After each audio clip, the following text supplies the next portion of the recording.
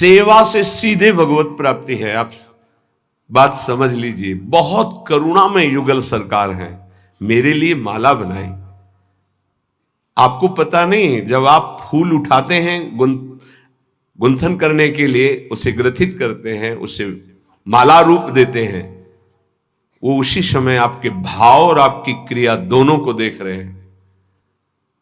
बहुत पुलक करके उदाहरण करते हैं। जब कैसे जाना कि पुलक कर, वो पुलकित है तो यहां पुलकन आ जाती है।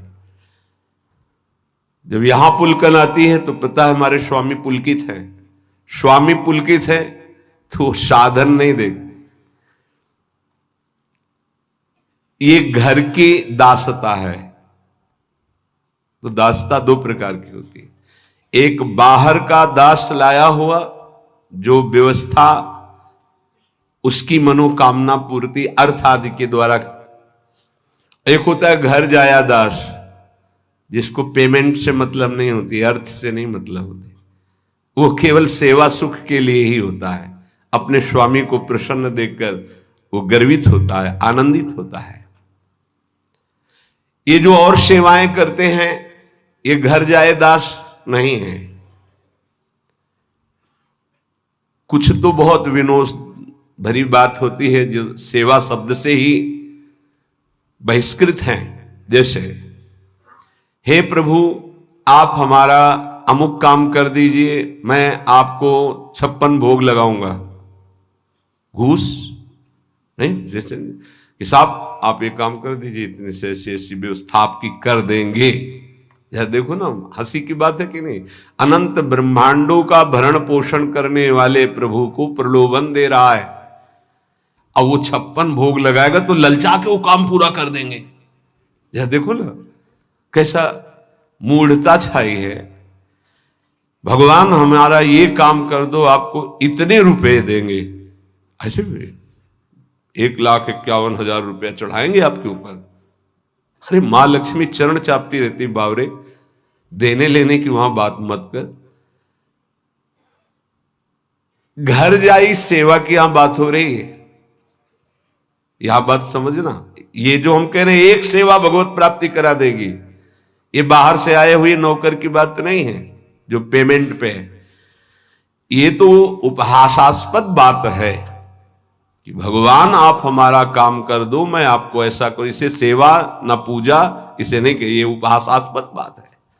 आप विचार करके देखो तुम्हारी बुद्धि क्या है।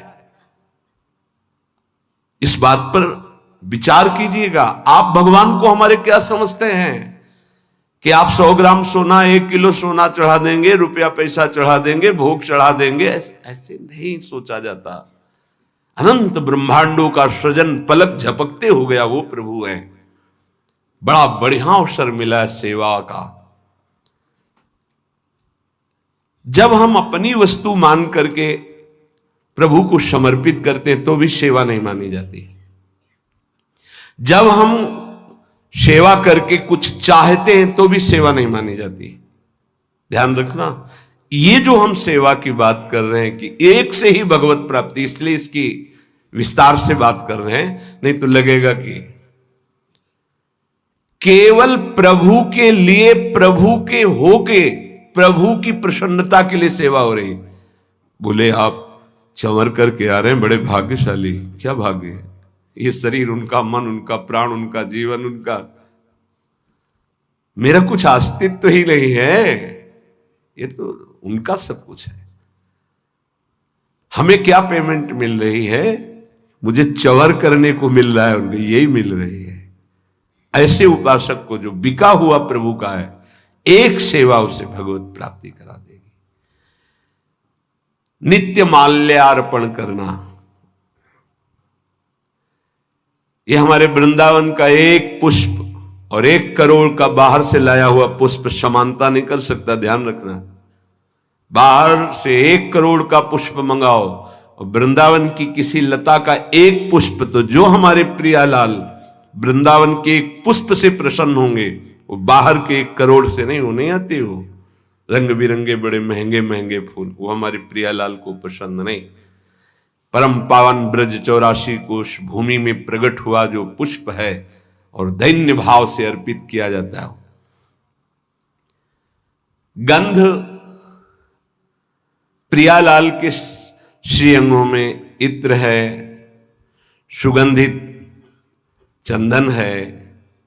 ये जब हम लेप करते हैं कि मेरे स्वामी, मेरी स्वामिनी, प्रभु जरा सी बात में आप देखो, ये तो नित्य सेवा है, ये तो प्रियालाल की सेवा है। मथुरा पधारते हैं सरकार, वहां कुबरी उस चंदन की सेवा कंस की करती थी, राज दरबार में चंदन पेश करती।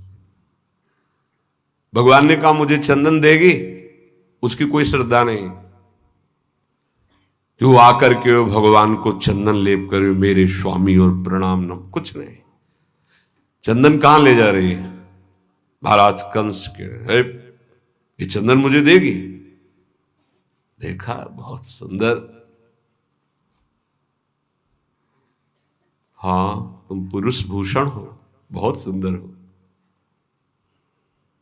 चंदन तत्काल भगवान ने श्री चरण का स्पर्श करा के झटका वाला एकदम सीधी सुंदर दिव्य रूप। अब तो पीतांबर पकड़ लिया, कहां जा रहे हो? बोले आएंगे हम आपसे, मिलेंगे आपसे। जब उद्धव जी के साथ गए तो उद्धव जी को वो सर्वाश्चर्य हो रहा था कि ये प्रभु मुनियों के ध्यान में ना आने वाले, इसको ये सौभाग्य मिला, केवल एक बार चंदन लगाने का सौभाग्य। एक दर्जी ने अब सखाओं के जो जैसे कपड़े थे सब वैसे वो काट करके सिल कर बिल्कुल फिट कपड़े में, कुल परंपरागत ईश्वर बढ़ता रहे और अंतिम समय मेरे धाम को आए। सुदामा नाम के माली ने माला धारण करा दी। एक एक बार की सेवा में भगवत प्राप्ति, कुल परंपरागत ऐश्वर्य बढ़ता रहे, ऐसा वो हमारे प्रभु हैं। हमारे प्रभु के भी प्रभु हैं प्रेम, और प्रेम का मूर्तिमान स्वरूप है लाडली। आप कहेंगे प्रभु के प्रभु, हाँ, अगर प्रभु को कोई अधीन कर पाया है तो प्रेमाधीन कहा गया प्रभु का, और वो प्रेम का मूर्तिमान स्वरूप हमारी प्रिया जो है। और प्रियालाल दोनों को आपने माला अर्पित की। एक बार माला अर्पित किया तो भागवत में पढ़ के देखिए, एक बार चंदन अर्पित किया तो आप पढ़ के देख लीजिए, एक बार वस्त्र पोशाक सुधार दी तो आप पढ़ करके देख लीजिए। जबकि किसी विशिष्ट भाव सेवा में नहीं कि वो भावावेश में दास्य भाव, सख्य भाव, कांता भाव, सहचर्य, कोई ऐसे भाव का विशेष।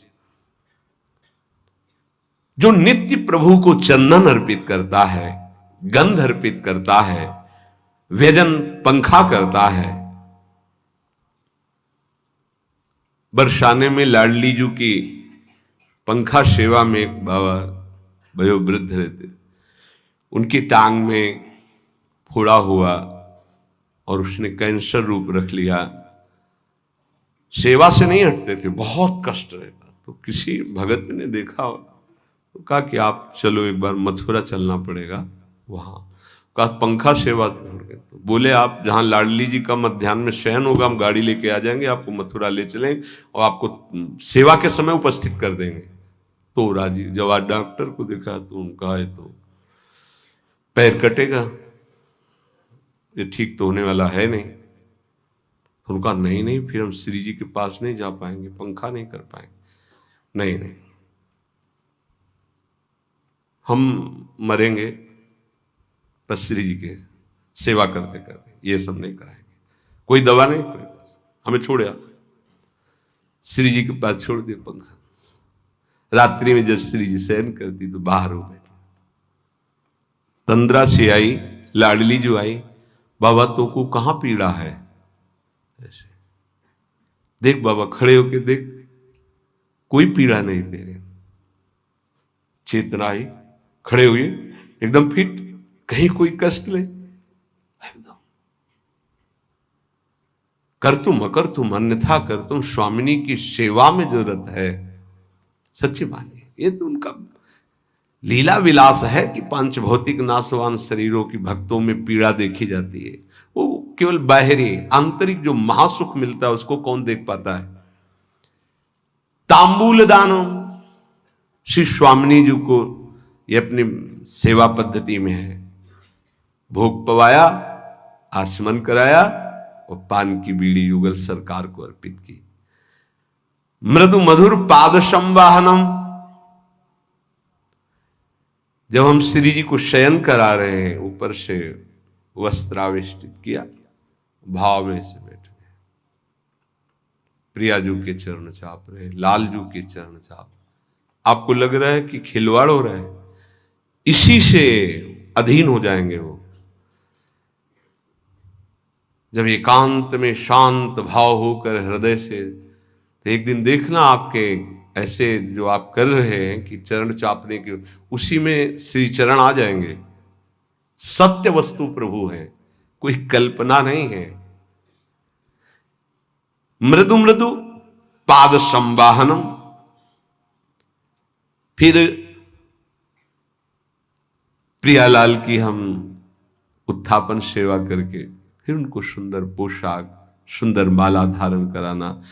ऐसे जो करता रहता है वो महाप्रेमावेश में एक दिन डूब जाता है। महाप्रेमावेश में पुलक शरीर होकर के, देह भाव रहित होकर के वो श्री जी की सखियों में सम्मिलित हो जाता है, राधा दासियों में सम्मिलित। क्या बताया साधन? श्री जी की सेवा परिचर्या। कब ऐसा होगा? कृपा दृष्टिर्दासे हरि हरि कदा श्यान्मयी तयो रिह प्राप्यै कांतम प्रतिदिन मदस्सुर विलप भो। ऐसा हम पर कब कृपा होगी कि मैं हे युगल सरकार आपकी दास्ता से युक्त होकर के अश्रु प्रवाह करता हुआ एकांत में हा मेरी स्वामिनी, हा मेरे प्रीतम विलाप करता हुआ आपकी सेवा में रहूं। अंदर ही अंदर प्रेम विकलता और सेवा में डूबा हुआ हूं। ये वृंदावनाधीश्वरी की सेवा अनंत जन्मों के मानो सुकृत फलीभूत हो गए। यदि आपकी श्रद्धा बन जाए, आपकी भावना बन जाए। प्रायः देहाभिमान होने के कारण साधन भाव में त्याग आदि की तरफ जिसमें वाहवाही, उसमें तो रुचि साधक की हो जाएगी, पर जो श्री जी की एकांतिक परिचर्या जिसे कोई नहीं जानता, कोई तुम्हें बड़ाई नहीं, बड़ाई प्रिया प्रीतम देंगे, वहां रुचि नहीं हो पाती। जिसमें चार लोग देखें उसमें रुचि हो सकती, जिसमें प्रिया प्रीतम देखें उसमें एकांतिक रुचि होना है बड़ी विशेष कृपा की बात। इसीलिए कह रहे कृपा दृष्टिर दासे हरि हरि कदा श्यान मई तयो। इस दास पर कभी ऐसी कृपा दृष्टि करो हे हरि, हे प्रभु, हे प्रियाजू, कि आपकी दासता की रुचि हो जाए, बस और कुछ नहीं, आपकी दासता की रुचि हो जाए।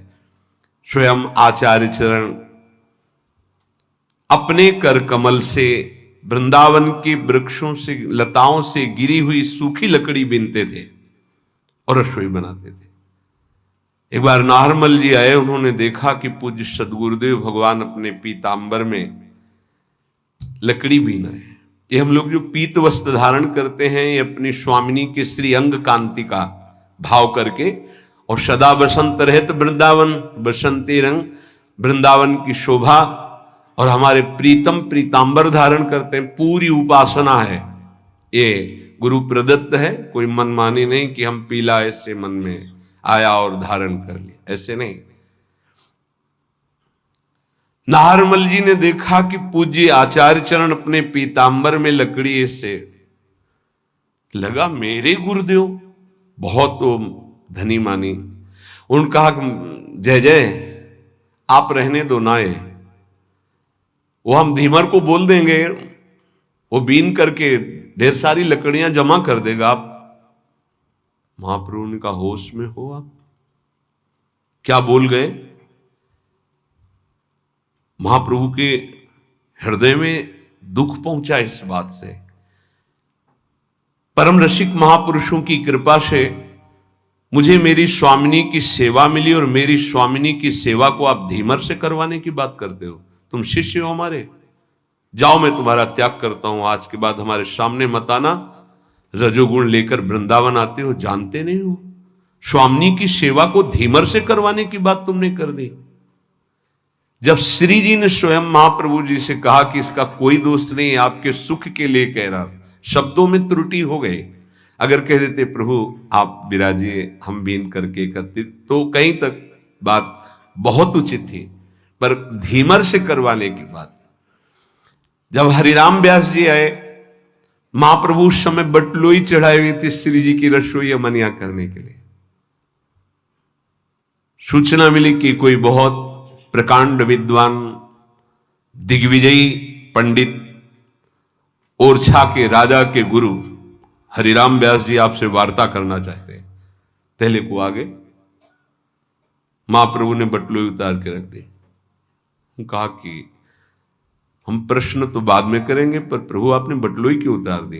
बोले आपसे बात करनी है ना। बोले हाथों का काम है बात करना, हाथों से सेवा करना और मुख से बात करना, तो हाथों का काम हाथों से होने दीजिए और मुख से बात कीजिए। बोले यहां नहीं होता, ये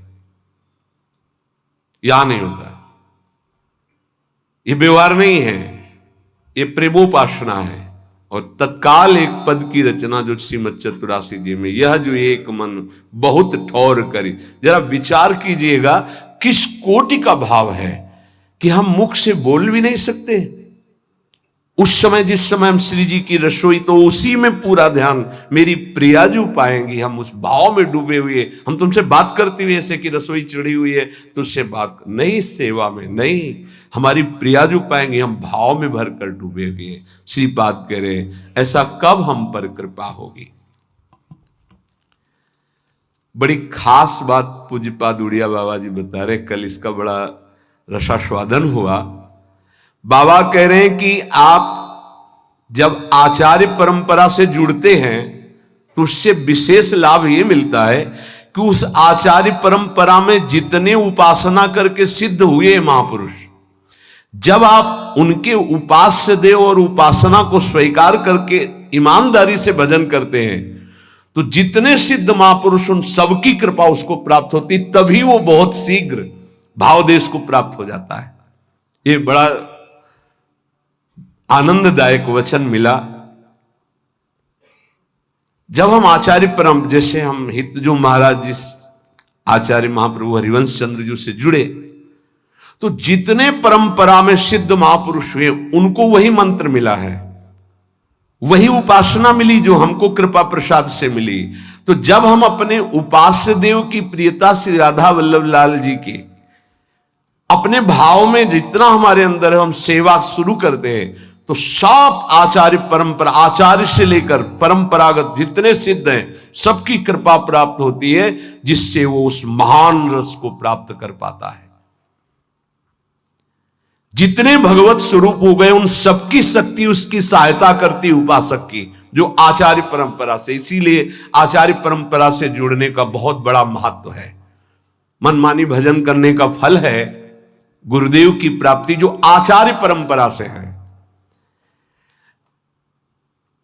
ये नवीन कल्पना करके जो छोटे छोटे समुदाय, तो यहां पूज्यपाद बाबा कह रहे हैं कि समुद्रमयी उपासना, ये कोई सरोवरमयी उपासनाएं नहीं होती कि छोटे छोटे, आचार्य परंपरा से होना चाहिए। इसीलिए भगवान आचार्य रूप में अवतरित होते हैं, परंपरा प्रकाशित करते हैं। तो जहां जुड़े वो आचार्य परंपरा से जुड़े। किसी की वाक माधुरी उससे प्रभावित होकर नहीं। पहली बात, शब्द ब्रह्म का ज्ञान और पर ब्रह्म का बोध अत्यंत आवश्यक है जहां में जुड़ना है। शब्द ब्रह्म तो वो अपनी अनुभूतियां बता सकता है, पर ब्रह्म उसको अनुभूत है। अगर अनुभूत नहीं, भगवत प्राप्त नहीं, ब्रह्म बोध नहीं, तो क्या बताएगा वो, फिर पकड़ में नहीं आएगी बात नहीं बनेगी। आचार्य परंपरा से गुरुमंत्र उपासना पद्धति करने वाले पर आचार्य परंपरा के समस्त सिद्धों का कृपा प्रसाद प्राप्त होता है। जो तुम्हें मंत्र मिले और उपासना की निष्ठा मिले उसमें पक्के हो जाओ। पक्के, किसी भी स्थिति में अपना मंत्र छूटना है ना उपासना छूटनी, ये पक्का समझ लो, तब पक्के हो जाओगे।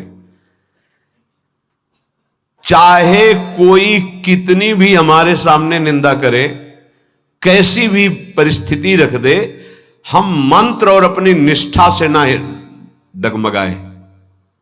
जैसे सप्तऋषि आकर पार्वती जी से कहते हैं कि तुम्हें महादेव जी में क्या गुण दिखाई दिया और ऐसा ऐसा, पर उनकी निष्ठा, कोटि जन्म लग रगर हमारी, बरऊं शंभु न तरहूं कुमारी।